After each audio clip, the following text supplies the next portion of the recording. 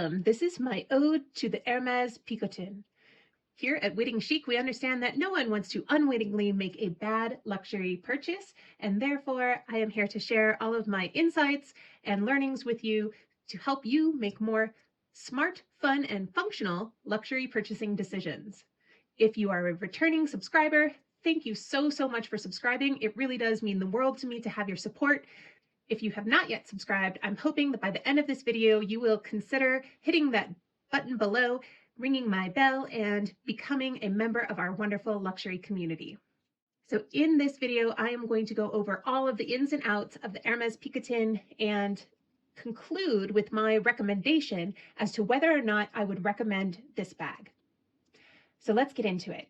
The Picotin is a bucket style bag from Hermes.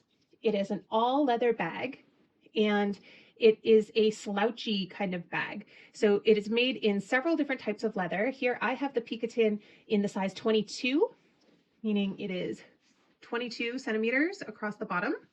This is sort of the side of the bag, and it also comes in a size 26, which is even larger, and a size 18, which is a little bit smaller. And the 18 right now is a little bit more of the trendy size. It also does come in like a micro size as well. So last year, Hermes released like a Happy Daisy print in a micro Picotin that was really cute.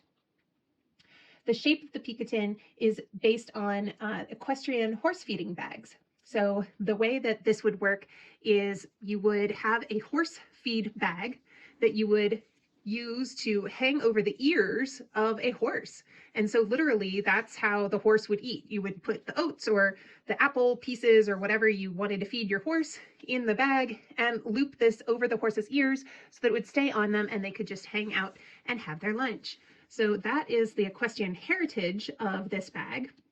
Now, my bag is in Clemence, and as you'll see, it is doing what it does now most of the time these days. I had kind of gotten the handles to stand against each other to get it to stand up, but for the most part, when I'm using this bag, and right now I have her filled up the way that I would use her every day, for the most part, it's a grab and go bag. It's a hand carry or a crook of the arm kind of carry, and when I put her down, she just sort of does this. So that is actually the more typical look of the Picotin, is just sort of this beautiful slouchy sort of smushiness.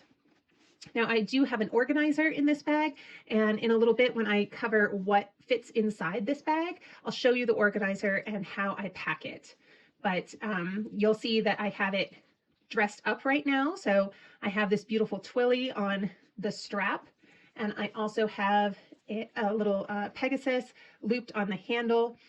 These are both items that I purchased when I purchased this Picotin because I just wanted to dress her up a little bit. I was really excited, and I have been loving having her both dressed up, and sometimes like if I want to be a little bit more casual, I'll take the Pegasus off.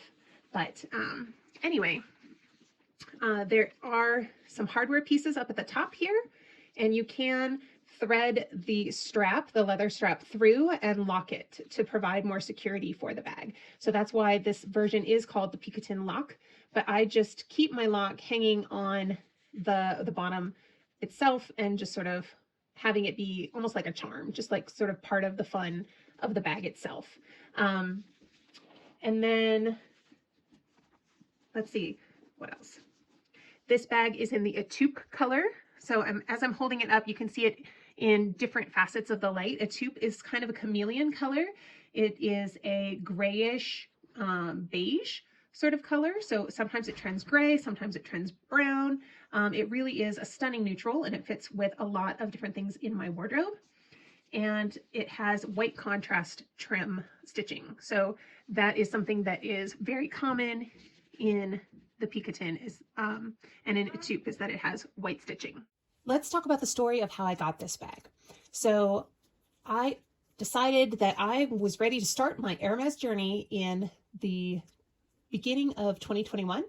So in January, I went into my local Hermes boutique, which I'd been into before, but I hadn't really done much shopping in. And I was introduced to my sales associate, who I still work with to this day. And he and I hit it off really well, and we're just chatting about various things. And I ended up purchasing a few just beauty products that day, a lip gloss and a nail polish. and got some perfume samples, and I expressed interest in a couple of bags, and I let him know that I was interested in picking up a Picotin, and I wanted it in a neutral color, and I was flexible on size, but because I'm a mom and I tend to carry a little bit more with me, I'm also tall, I'm 5'11", I anticipated that the 22 would probably be a better size for me, even though I knew that the 18 was a little bit more trendy. So only 2 days later, he sent me a text because we did exchange numbers, and I sent him a text when I left and thanked him for working with me, and that I was looking forward to seeing him again soon. He sent me a text in the middle of the day and said, I have 2 Picotin 22s that have come in. Both are in a tube. One's in palladium and one's in gold. Which one are you more interested in? And so I was so excited. I rescheduled the rest of my day so that I could run down to the boutique, which is about a 45-minute drive for me. So it's not easy to get over there, but not super hard either. So I was excited to get this in the gold hardware because I think the gold is a little bit harder to come by. I knew that it was going to be a more casual and relaxed bag anyway. And sometimes folks say that the palladium hardware ends up looking a little bit more relaxed than the gold, but I have a lot of gold jewelry that I like to wear, and these are my rings that are in rose gold. So, you know, I mix my metals all the time, and so I was really excited to get this with the gold. So he brought it out and showed it to me, and also showed me this beautiful Pegasus and some twillies. And so, yeah, I just had a really lovely shopping experience, kind of dressing up this bag, modeling it, trying it on, trying on some other things at the boutique, and just had a fabulous day, and was a wonderful way to kick off my Hermes journey. So when I purchased this bag originally, it was about $3,000 USD, and now there have been some price increases, and so I believe that this bag retails more in the vicinity of like the mid 3,000 to, yeah, like mid 3,000 to upper 3,000 range. I'm not entirely sure. I haven't actually looked at the prices lately, but yeah, I'm pretty sure that since the prices have gone up, that the price on this bag has increased from when I first got it. And so at the time, this was one of the biggest purchases I had made in my luxury collection. And it was no small thing for me to just drop $3,000 on a handbag. So I needed to be confident that I was going to love it. And I wasn't honestly very sure how much I would use this bag when I bought it. I did watch some of their reviews on it on YouTube, but there weren't that many around at the time. And so I took a little bit of a leap of faith. I just sort of followed my gut on this one. And yeah, so that was the story of how I purchased this bag and the price. So let's talk about wear and tear next and what fits inside. So I have used this bag quite a lot over the past 2 years. I would say I reach for her once a week, once every 2 weeks, maybe. I think not a month has gone by that I haven't carried her at least once. And so clearly the leather is relaxing. The shape of the bag has relaxed quite a lot from when I first purchased it.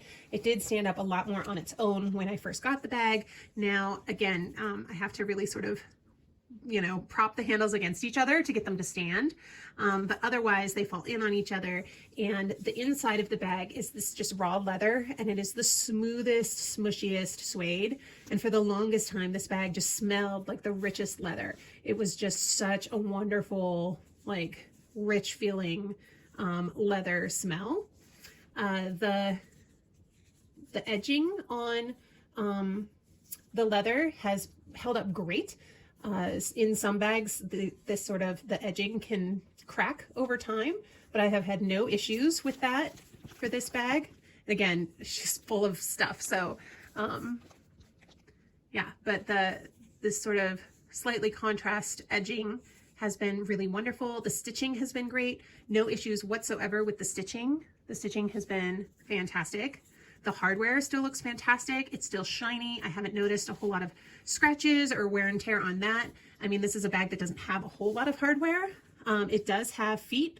Oh, and I'm just noticing I still have the stickers on my feet. So even 2 years later, I guess if you don't peel them off, they're still there. But I just did a video all about taking the stickers off your hardware. So I'm sure after this video, I will probably just go ahead and peel the stickers off. But let's take a look at the corners. Now, people often say the corners are one area of the Picotin that wear the most. And you can see that the corners are starting to smooth out at least. So the Clemence leather is a leather from Hermes that is from the male bull, and it does have the largest grain of these sorts of natural cowhide leathers by Hermes. So the grain is smoothing out. And so you can see that that smoothing is starting to happen just where the bag has naturally been pulled taut into the corner. I mean, it is stitched, and that is just sort of inevitable given the shape of this bag. And then there's this corner. And so given that there's a little bit of smoothing, I don't know that I would even call this wear. It's just sort of smoothing out. It's not even like rubbed where like there's a leather layer that's off or anything. It's more just truly smoothing. The piping still looks really good. There's no like nicks or issues with the piping. But to be fair, I don't like throw this bag around. It's not getting a whole lot of like heavy, you know, banging it into everything. I don't set it in rough areas. I've been pretty careful with it. If I get caught in the rain or in the snow with this, I do wipe it off right away, just with a soft cloth or a towel, or my scarf, like whatever I have available, whatever cloth I have available, to sort of wipe water droplets off of this or snow off of it whenever I get inside to where I'm going. Because it can be that if water is in contact with this leather, it can bubble. So you do want to be a little bit careful. It's not a weatherproof bag necessarily. However, and I will mention this, I did spray this whole bag when I first got it with Carbon Pro. And Carbon Pro helps with weatherproofing leather and making it color safe. And so I have been a big believer in Carbon Pro or Apple Guard, which two products that do virtually the same thing. I have sprayed my Pegasus with it. I've sprayed canvas pieces from Louis Vuitton, anything that's light colored, especially to avoid color transfer. That's what I use it for. And I have been very, very pleased with the results.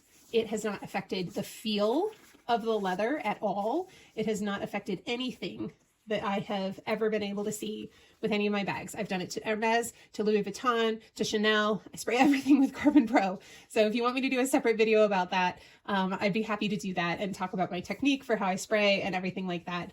But in terms of doing that, do I think that it has had an effect on helping this bag stay in really pristine shape? Maybe. I mean, it certainly hasn't hurt. And in terms of any marks or like color transfer or rubs on this bag, I don't see anything. I think it's still in a really beautiful shape. It does have, actually, that's not true. There are a few tiny little white marks here. And I can attack those with a water wipe and see if they come off. I have a feeling that these are just sort of marks. And if you have Louis Vuitton canvas pieces, then you probably have seen this happen and know what I'm talking about. But sometimes you get like little white marks that are almost like wall kisses. They're like little wall marks where like if you bump into like a wall or something, just like the paint on a wall kind of comes off on your bag, or you get this little like mark that is not really like a stain. And sometimes if you just put a little pressure on it with a water wipe, then it just comes right off. So I've had good luck with that on my canvas pieces from Louis Vuitton. So I'll have to try that with this and see if I have similar results to get these little white marks off. But even if they don't come off, I mean, could you even see them very well? Like, I don't know if you could see that there and like a tiny one there. They're so small that even if they don't come off, I'm not heartbroken, right? I've had this bag for 2 years. I've used it for 2 years and loved it. And I expect that pieces that are on this journey of life with me will show their age a little bit over time. And that's part of having lived in luxury. And that's part of the privilege of owning and using beautiful things, is that they have a story to tell because they're with you and they are your things and it is your story. So maybe that's a little sentimental, but yeah, if these marks don't come off, it's okay by me. Now, in terms of what fits inside, I'll open her up here. So when I get into this bag, I literally just take the strap and kind of flop it over, and it just goes bloop, and it just flops up back to the other side. So that's how that works. And I'll take out this insert, and you'll see the massive amount of stuff that I fit into this bag. And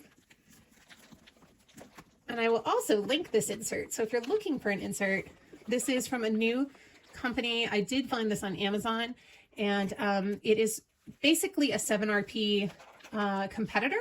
It's made from like a microfiber material, and so it's soft, but yet it does still have some structure. And this is made specifically for the Picotin 22. So it is made to mimic the shape of the bag and go in a little bit on the sides, because that is how the bag is supposed to sit and how it's supposed to hold itself. So that's why the shaper is like this. I mean, you could sort of pop it out and like kind of make it, you know, this way, but I've found that it kind of naturally kind of goes into the shape of the bag itself. And so with nothing in it, this bag still does a pretty good job of standing upright. It's still doing its little thing. And if I wanted to use it without anything in it, I certainly could. But I find that the organizer just helps organize all my things and makes it a lot more user-friendly. So let's talk about what fits inside the bag. So I'm a mom, and right now I have a 1-year-old. So I wanted to give you a very real life look at the kinds of things that end up getting chucked into whatever bag I have with me. So here's a little sippy bottle, a little toy, right? If we're going to a restaurant or a museum or something, extra little socks in case his socks fall off, little snacks and sandwiches. I actually have 3 kids, so I'm constantly carrying socks and tissues, things that I need for my kiddos. And then still have plenty of room for a wallet. Sometimes I'll put cards in this little notebook, my agenda PM, and use this like a wallet. And so I have that in there. Sunglasses, some lotion, and then I have a clippy ring. You can wear this as a bracelet. This is like ages old, but I have loved this for years and years. And it just sort of like is a handbag hanger, right? So I have loved using those and move them from bag to bag. And a charger, AirPods, mints, cough drops, right? Like all the little doodads. But look at all these other extra pockets. Like I'm not even using any of the outside pockets on this thing. So you have so many pockets that you could fit little receipts or ticket stubs or doodads in, just to, you know, help organize your life. So I have really loved this bag. This is by the brand Minda. So I will provide links to that below so that if you are also in the market for a great organizer for the Picotin, but don't want to spend 7RP prices, this is a great option.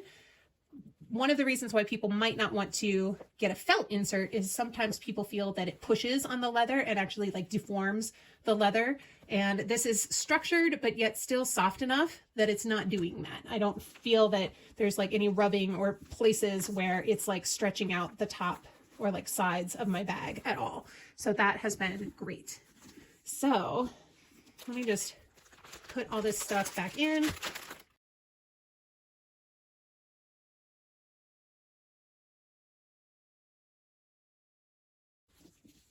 There we go. Everything's all back in. And she's ready to go out the door. Sometimes I can put something loose just on top here as well. Like I can sometimes just throw like a pair of gloves or something. It's winter right now, so just throw a pair of gloves on top. And it is open, so I do have to be a little bit more conscientious of not letting my bag spill. But she's also, because she's a bucket, she's really bottom heavy. So it's not going to just like, you know, be top heavy and topple over. The feet make this very, very sturdy. So once it sits down, it's not easy to knock over. It's like, you know, a pretty hardy bag shape in that regard. So do be conscious of the top, but honestly, it really doesn't bother me. And I'm just sort of used to it when I wear it, that's how it goes. If it was less full, I could fold it in on the sides, and times that I have taken this out to dinner, that's exactly what I've done. So let me take out some things, and you can see. So almost like folding in the sides so that they touch in the middle, and then putting this over ends up creating a little bit more of like a sleeker, slimmer silhouette. I know in the 18, this is even more so like a sleek silhouette and that makes it a little bit more dinner appropriate. So I have taken this out to dinner before for like, you know, not like fine dining, but slightly more casual dinners with my husband on dinner dates. And so it does transition really nicely from day to night. I just kind of take out some of the other stuff so that it's a little less bulky, and it works great. So really do like that option as well. It makes for a really nice silhouette. So ultimately, would I recommend this bag? Well, if you are a person who likes a high quality leather handbag, if you don't mind that it's leather, some people do mind that it's a little bit heavy because it is all leather. I'm just sort of used to that. I've always carried leather bags. I mean, I, you know, grew up carrying vintage Coach pieces that were all leather, so that doesn't faze me at all.